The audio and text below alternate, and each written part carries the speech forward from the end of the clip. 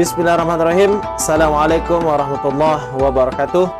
Alhamdulillahirabbil alamin. Assalatu wassalamu ala asrafil anbiya'i wal mursalin wa ala alihi washabbihi rasulillahi ajma'in. Bersyukur kepada Allah Subhanahu wa taala, bersalat kepada nabina Muhammad sallallahu alaihi wasallam dengan ucapan Allahumma shalli ala sayyidina Muhammad wa ala ali sayyidina Muhammad. Sahabat dan kumpai dimanapun Anda berada, pada sore kali ini kita kembali bersama hadir pada program Daun Kumpai Dakwah Tanpa Batas, tentunya bersama saya Yose Maulana. Dan alhamdulillah pada sore kali ini kita sudah kedatangan tamu yang sangat mulia, yang sudah menyempatkan waktu dari sisi-sisi kesibukannya, yaitu Al-Ustadz Ahlakisman Ramli SAG MPD, yang alhamdulillah pada sore jelang berbuka ini beliau sudah hadir bersama kita. Tentunya sebelum kita mendengarkan pesan-pesan tausiah dari Al-Ustadz, kita sapa dulu Al-Ustadz Ahlakisman Ramli SAG MPD. Assalamualaikum Ustadz. Waalaikumsalam warahmatullahi. Kaifahal Ustadz? Alhamdulillah, bi khair, alhamdulillah. Masya Allah, tabarakallah. Sahabat dan kumpai dimanapun Anda berada, tentunya Ustadz menjelang menunggu beduk berbunyi ini Ustadz. Ya. Apa kira-kira pembahasan kita nih Ustadz pada kesempatan kali ini? Sore ini kita akan membicarakan tentang menyelamatkan aset-aset ibadah. Masya Allah. Menyelamatkan aset-aset ibadah. Menyelamatkan aset-aset ibadah ya Ustadz. Khususnya nanti sedekah. Sahabat dan kumpai dimanapun Anda berada, tentunya kita sudah mendengar pembahasan kita pada sore kali ini adalah menyelamatkan aset-aset ibadah, terutama yaitu sedekah. Sahabat dan kumpai dimanapun Anda berada, mari kita dengarkan pesan-pesan tausiah yang akan disampaikan oleh Al-Ustadz kepada Ustadz. Tafadhol Ustadz. Bismillahirrahmanirrahim. Assalamualaikum warahmatullahi wabarakatuh. Waalaikumsalam warahmatullahi. Alhamdulillahillazi anzala sakinata fi qulubil mu'minin liyazdadu imanan ma'a imanihim. Wassalatu wassalamu ala nabina Muhammadin sallallahu alaihi wasallam. Summa amma ba'du. Qala Allah ta'ala fi kitabihil karim, na'udzubillahi minasyaitonir rajim. Bismillahirrahmanirrahim. Ya ayyuhallazina amanu la tubtilu shadaqatikum bil manni wal adza. Shadaqallahul azim. Hadirin hadirat pendengar yang dirahmati Allah Subhanahu wa taala, bersyukur kita pada Allah taala pada sore hari ini menjelang berbuka ini kita masih diberikan kesehatan, karena sehat itu sangat berguna. Sehat itu sangat berguna bagi kita untuk beribadah kepada Allah Ta'ala. Tak lupa kita berselawat Allahumma sholli ala sayyidina Muhammad wa ala ali Muhammad. Mudah-mudahan dengan banyaknya kita berselawat pada beliau membuka peluang untuk kita memperoleh syafaat dari Rasulullah sallallahu alaihi wasallam. Pendengar yang kami hormati, yang kami banggakan, kalau kita membicarakan aset ibadah, khususnya sedekah, tentu dari setiap individu kaum muslimin atau orang-orang beriman itu sudah pasti dia punya aset ibadah. Mulai kita balik atau mulai berakal pada umur 17, 18 tahun, kita sudah beramal, kita sudah bersedekah, kita sudah punya aset. Kita kadang-kadang sudah berinfak setiap hari Jumat 10.000. Kalau kita hitung-hitung kan sudah banyak itu. Kemudian di antara kita ada pula yang sudah membangun masjid. Itu kan sudah amal ibadah, sudah sedekah.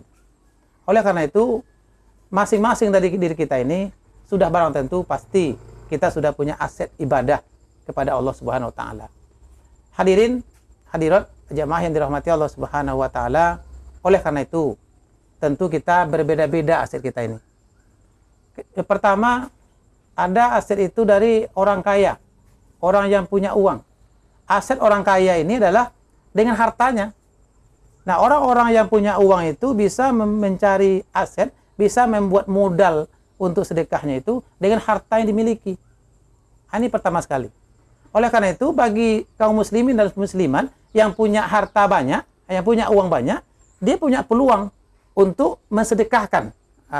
Dia mampu peluang untuk mensedekahkan harta yang milikinya.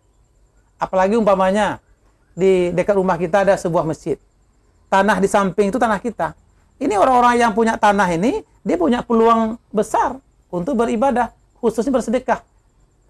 Karena tanah ini samping itu punya dia dan tidak bisa orang lain untuk mensedekahkannya, mewakafkannya ke masjid. Ini peluang orang-orang kaya ini. Dia besar peluangnya untuk bersedekah di jalan Allah Subhanahu wa taala. Oleh karena itu, kita perlu orang-orang kaya ini perlu dia perhatian yang penuh terhadap perkembangan agama Allah di atas permukaan bumi ini. Ini yang pertama. Yang kedua, bisa juga aset ibadah itu kita perbuat dengan cara ilmu pengetahuan, dengan bil ilmi. Orang-orang yang pintar itu, seperti sarjana agama, kemudian dia bisa bertausiah, bisa menyampaikan ilmu agama itu kepada orang lain. Itu ladang amal dia untuk bersedekah. Ada seorang ahli pertanian, dia bisa mengajar orang untuk menanam yang baik, dengan hasilnya bagus. Ini yang kedua, ini ilmunya itu adalah bisa digunakan untuk ladang aset ibadahnya untuk jalan Allah SWT. Ini secara ilmu pengetahuan.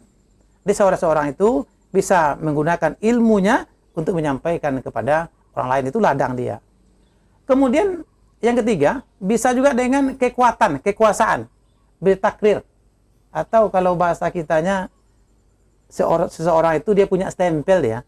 Mungkin ketua panitia, mungkin dia pimpinan, mungkin dia ketua dari berkecil RT, RW, desa, camat, dan seterusnya. Bisa dia punya stempel. Oleh karena itu, peluang dia untuk beribadah sedekah itu, mengembangkan agama Allah Ta'ala ini, dengan tanda tangannya itu. Kalau ada pengurus masjid mau minta proposal semuanya, ada nama dia, seorang kades, cepat diteken itu, cepat teken. Kenapa? Itu ladang amalnya. Itu orang-orang yang punya tanda tangan itu, atau sebagai ketua kah dia, sebagai kepala kah dia, itu punya ladang dia. Ladang untuk sebagai kekuasaan untuk apanya?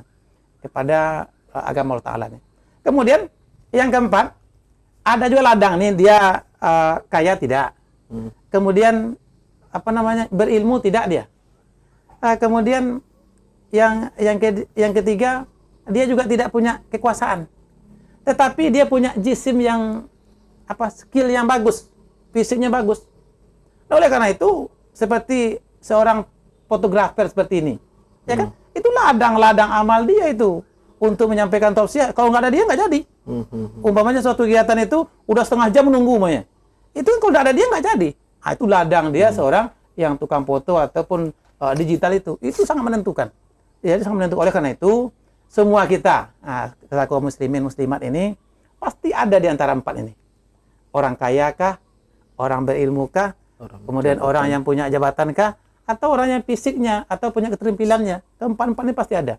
Bahkan di antara kita ini ada keempat-empatnya. Ada. Dia sarjana, ya kan?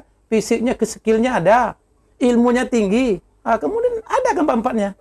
Oleh karena itu, peluang inilah yang penting kita bangun di diri kita masing-masing. Tetapi ada juga kebalikannya. Ada umpamanya yang poin pertama tadi, orang-orang yang kaya itu dia banyak berinfak, banyak berwakaf. Di baliknya, nggak mau dia kikir dia. Di baliknya, seharusnya orang kaya itu banyak berinfak, kenyataannya dia nggak mau berinfak, kikir dia. Kalau bahasa kampung kami dari kampung sana, ngapu mensoji ileh, lah ada mensoji potangnya, ngapu buah-buah ileh. Ini karena dia pilih, karena dia kikir, dia tak mau mengeluarkannya. Kadang-kadang tanah batas masjid itu sejengkal diambil tanah dia, ribut sampai kepada kecamatan. Ini jangan dibalik. Orang-orang kaya itu yang punya harta tersebut jangan dibalik, jangan jadi kikir. Yang kedua, orang yang punya ilmu pengetahuan juga demikian, jangan dibalik. Ini kadang-kadang dia sarjana, dia mengetahui di agama semuanya, tidak peduli dia. Kita lihat kadang-kadang dalam kehidupan sehari-hari, yang baca ceramah itu kadang-kadang tidak dia sarjana agama, kadang-kadang sarjana ekonomi dia. Ya kan? Kadang-kadang sarjana hukum dia. Tetapi ini kan terbalik ini. Seharusnya yang mereka yang memiliki ilmu, dia menyampaikan kepada yang lain. Dan juga ada salah seorang umpamanya yang seorang arsitek, pandai dia menggambar sebuah bangunan masjid itu. Hafal bata sekian, apalagi besi sekian, semen, atap sekian, hafal dia. Tapi karena dia sarjana insinyur arsitek ini, Anda ada bertanya orang kawak doh, itu rekojuro. Ini kan tidak boleh seperti itu. Kalau kita punya ilmu tentang itu, itulah ladang kita untuk memberikan sedekah ataupun nanti amal ibadah kepada Allah. Itu yang kedua, ini ilmu yang dibalik. Ada kadang-kadang di tengah-tengah masyarakat kita, dia pandai seni qiraah itu, pandai mengaji dia, sampai ke provinsi mengaji. Tapi tidak mau dia mengajarkannya ke lingkungannya, tidak mau dia. Oleh karena itu, ini peluang orang berilmu ini, berikanlah ilmu itu pada orang lain, jangan sampai dibalik. Yang ketiga juga tidak boleh dibalik. Latar belakangnya orang punya tangan ini, ketua kah dia, pimpinan, kepala, tidak mau dia meneken-neken yang apa itu, apa namanya, yang berbau ibadah itu. Tapi kalau ada seperti kuari umpamanya, dia membuat buka kuari baru, oh cepat tekennya, nampak apa ya kan, nampak angka-angka di belakangnya. Tetapi kalau dia untuk pembangunan sosial, keagamaan, ditanya lagi, rasu potong olah.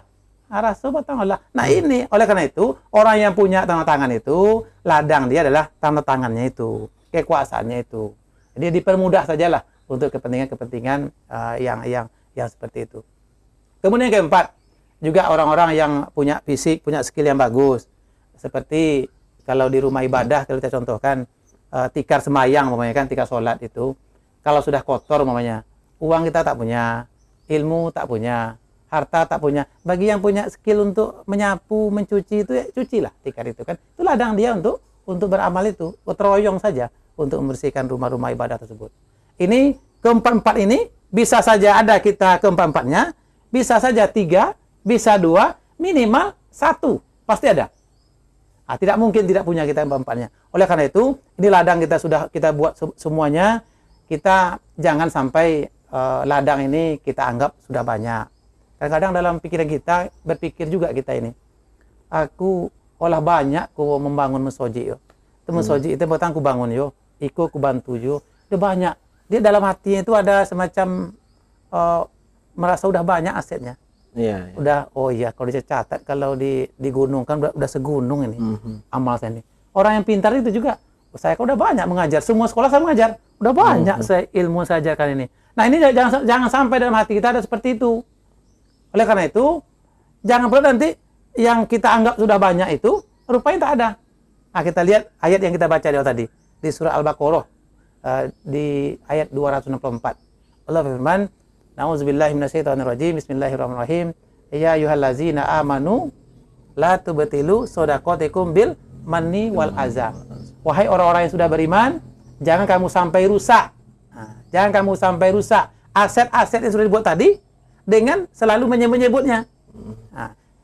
Kemudian dengan menghinanya. Ini dua hal ini.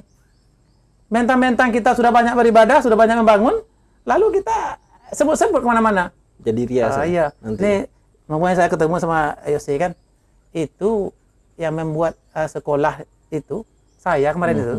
Contoh nih kan, kalau enggak gara saya itu tutup sekolah. Itu sekolah yang dekat samping pasar itu kan banyak lokal itu, saya mencari itu sampai saya ke Jakarta mencarinya. Itu tak boleh, tak boleh. Disampai kemana-mana, Kalau itu disampaikan, oleh karena itu namanya merusak nilai-nilai ibadah yang sudah kita buat. Baik itu nanti berbentuk benda, harta, ilmu maupun tenaga. Kalau sering kita sebut-sebut, dia akan hilang, dia akan tidak bernilai di sisi Allah Taala. Oleh karena itu, kepada kaum muslimin dan muslimat yang mendengar siaran ini, mari kita sama-sama pertahankan ibadah ataupun aset ibadah yang kita lakukan, jangan sampai hilang, jangan sampai dirusak dengan selalu menyebut-nyebutnya. Kemudian yang kedua, jangan juga selalu kita menyakiti penerima, seperti anak yatim atau fakir miskin. Kadang-kadang di antara kita ini, kita memberi bantuan kepada orang, sebuah lembaga atau perorangan, kita posting pula di FB. Penyerahan bantuan fakir miskin. Di posting di FB. Ini ditanya dulu, si penerimanya ini tersinggung atau tidak? Disakiti atau tidak? Oleh karena itu, memang program kita ada itu, tapi janganlah diposting-posting seperti itu. Itu akan menyakiti hati mereka. Dia tahunya aku miskin keluar. Nah gitu dia. Jadi, oleh karena itu, kaum muslimin dan muslimat, soimin soiman, pada sore hari ini, hendaknya kita mampu menjaga aset-aset ibadah kita ini. Ingat di ujung ayat ini disampaikan bahwa kalau kita berbuat juga seperti itu, maka Allah menyampaikan dimisalkan seperti batu licin. Batu licin, di atas batu licin itu ada debu atau tanah. Ya. Kemudian datang hujan lebat. Maka datang hujan lebat. Hujan lebat itu menghapus semua lagi amal ibadah yang kita lakukan. Sehingga batunya licin kembali. Tidak dapat apa-apa kita. Kalau kita memang umpamanya sudah berbuat banyak, Jangan sangka-sangka dulu kita sudah banyak aset untuk kampungan kita besok. Jangan sudah banyak amal ibadah kita, tetapi kita menyebut-nyebut juga kepada orang lain. Hingga nanti akhirnya nilai ibadah itu tidak ada kita dapat lagi. Habis dikuras oleh air hujan tadi, hujan lebat tadi. Ini yang ingin disampaikan pada sore hari ini. Mudah-mudahan juga ada iktibar atau sebagai pandangan kepada kita semua untuk beribadah khususnya, apalagi di bulan suci Ramadan, berlipat-lipat. Kalau selama ini belum kita beribadah, belum berbuat cepat, karena masih ada waktu beberapa hari lagi. Kita malam ini malam ke-9, sudah hari ke-8 berpuasa. Mari kita sama-sama kita kejarlah ibadah itu. Posisi mana kita? Apakah posisi orang kaya, posisi orang berilmu, posisi orang yang punya jabatan, atau posisi yang punya skill atau fisik yang bagus?